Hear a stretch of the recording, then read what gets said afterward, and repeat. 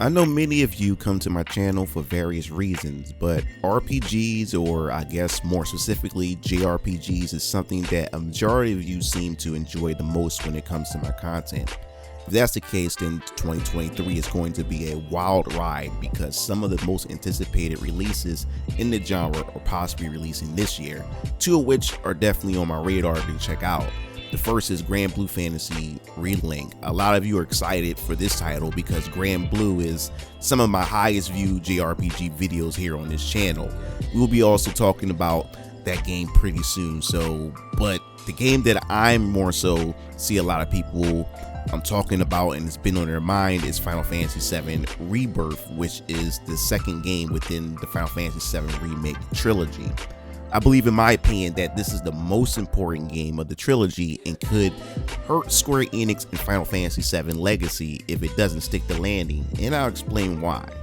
So, if you guys are interested in the rest of my content, make sure you subscribe and also hit the bell to be notified for more JRPG and fighting game content here on this channel. So, let us dive right into it. Love it or hate it, Final Fantasy VII Remake have left such a huge impact on the community in a way that it has brought the series back into some strange area of relevancy once again. Now, I believe it's partly due to the controversy, storytelling, and design choices the developers decide to execute in the game to spark shock value and discussion over the internet.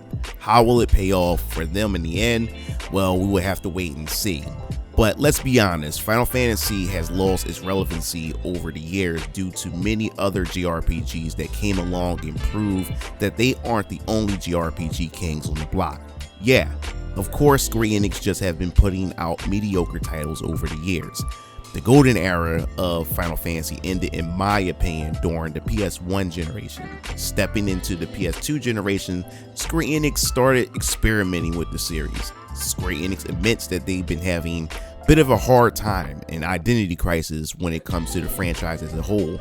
They started chasing trends in gaming rather than creating them, and you were able to see them sprinkled throughout the recent Final Fantasy titles. Now, Final Fantasy 16 is promising though. They're promising to bring back its roots with the game setting and all, but then you have to look at the combat, which is looking more and more like a Devil May Cry game, but I'll hold my judgment on that. So, here we are with Final Fantasy VII Rebirth, a game that I believe is the most important game within the trilogy. This game will decide if the rest of the OG fans who were already in doubt of Final Fantasy Remake will continue on to the last entry or completely abandon it altogether. And I guess I fit in that category. This game sets up a tone and gives off of a bit of insight of what developers are trying to achieve with this game's story. They want this Final Fantasy VII Remake experience to be for new fans what it was like for OG fans like myself when the original was released back in 1997, but at what expense? Who remember when about a week after Final Fantasy VII Remake release, many YouTubers and gamers are alike were losing their minds, and some completely lost it at what they discovered by the time they reached the end of the game. Square Enix had threw a curveball at fans with its shocking reveal that no one saw coming. Fans like myself was already prepared for the changes introduced in Final Fantasy VII Remake, but not at this level of degree. In fact, it pissed me off after seeing Zack so early into the game and the possibility that he may be alive. I already had to live with the fact that Sephiroth was casually thrown in so early into the game, but now Zack? Now, the game main's theme is now about defying fate, which as a result changes time and history of certain important historical events within the Final Fantasy VII universe. It was no longer Final Fantasy VII to me, but an entirely different game, just using Final Fantasy characters and familiar locations and set pieces being told in a much different way, which meant this isn't even a remake actually. This is more so a reimagining of Final Fantasy VII. So, why is Final Fantasy VII Rebirth so important for the trilogy moving forward? The game has to deliver in a satisfying way that fans are on board with. Think about it. Weeks after the game had launched, so many fans within the Final Fantasy VII community began to having discussions of what the ending could possibly mean moving forward into the next game. This sparked, of course, a ton of engagement and keeps the game relevant for years leading up to the release of Part 2, which we didn't know the name at the time. Now, to developers, this can definitely be seen as a good thing. It keeps their game relevant as they are hard at work on its sequel. But there's also a downside to this whole thing with unintended consequences. The longer the wait for said title, the more the community begins to create unrealistic expectations for the game leading into its release. This is where the community begins to develop its own headcanon in which they believe the game, in this example Final Fantasy VII Rebirth, should play out. Sometimes the community comes up with better story and plot elements than the developers themselves.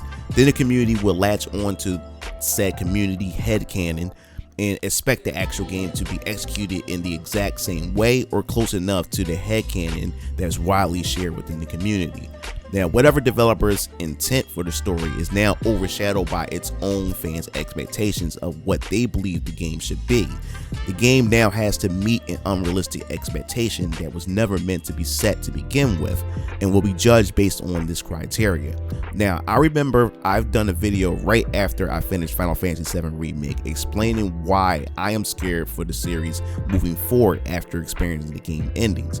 You can check it out. If you haven't, it's one of my highest Final Fantasy VII Remake videos viewed here on this channel, and people are still commenting on today. And sorry for the shameful plug, but definitely go look into it. Now, I remember making the video and so many people who disagreed with me kept telling me how wrong I am and kept referring me to Maximilian's video. Now, I have nothing against Maximilian because I'm a subscriber of his channel and really respect the guy. No disrespect to him, but his word isn't gospel when it comes to Final Fantasy VII original or the remake itself. People kept shooting down my concerns by using Maximilian as a video source.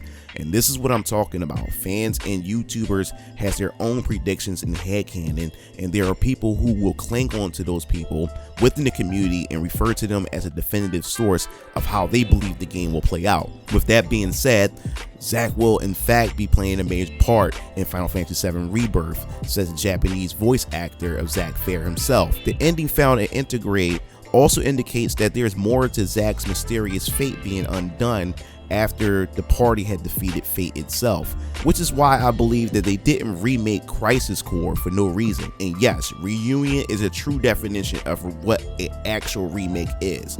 But MugenLord, the developer, said it's a remaster. When have the developers ever been honest? They have already muddled the meaning of what a remake and a remaster is, especially with Final Fantasy VII Remake. But anyway, I'm getting off topic. If Zack wasn't going to play a big part in Final Fantasy VII Rebirth, they would have just simply up-res the PSP Crisis Core and resold it and called it a day. But they didn't. They wanted the game to have the same visual appeal and look similar to the remake, and even though no changes were made to it, the developers wanted the new fans to get to know Zack a bit more because of how much of a role he's going to play in Rebirth. So what kind of story will be told in Final Fantasy VII Rebirth? Developers claim that there won't be drastic changes done to the original story. Man, sit your ass down. But then what about what happened in the story of Final Fantasy VII Remake to begin with? That's drastic changes. So what do you mean there's no drastic changes going to be moving forward into Rebirth? That just doesn't make any sense. But the main concern is, will the story of Rebirth stick the landing for whatever the developers have set up for the game's narrative? This is the biggest gamble for such a highly regarded Final Fantasy game in the series. This game will also be compared to the original and only exists because of the original. So there's bound to always be some comparisons to the original game. Will this game deliver and outdo the original game? Because why tamper with a beloved game that can stand on its own without changes done to the overall narrative? So, for the sake of the Final Fantasy brand, Final Fantasy VII Rebirth better shock me in a way, and fans in general, that will make me feel like, damn, you know what? This story stands the test of time and will be remembered for its impact on the gaming industry for years to come. So I really want to know from all of you, what kind of experience do you want from Final Fantasy VII Rebirth? I really want to know in the comment sections below. I'm curious. So after playing Final Fantasy VII Remake and after absorbing the ending and the narrative, and also after playing Integrate and getting that second ending to Zack Fair himself and what that could possibly mean moving forward into Rebirth, I want to know, what are you looking to get out of this game as far as story is concerned, gameplay elements, anything that you think that you may have concerns for? What do you want to get from it, and how do you expect it to be executed? Definitely hear your thoughts in the comment sections below, and I really hope you guys enjoyed this video, because I'm gonna say it once again, you guys been showing love for the past 2 videos when it came to Final Fantasy VII Remake and 16 not coming to the Xbox platform, and then of course my Zelda Breath of the Wild and Tears of the Kingdom, why I'm not hyped for it. I really appreciate the feedback, and hopefully we can keep this going. I'm trying to get better with my content creation and how I deliver my content, so I definitely would love even more feedback so I can get better and better for you guys here on this channel. So that pretty much wraps this up. This is MugenLord signing off. I'll see you game fiends later. Peace out.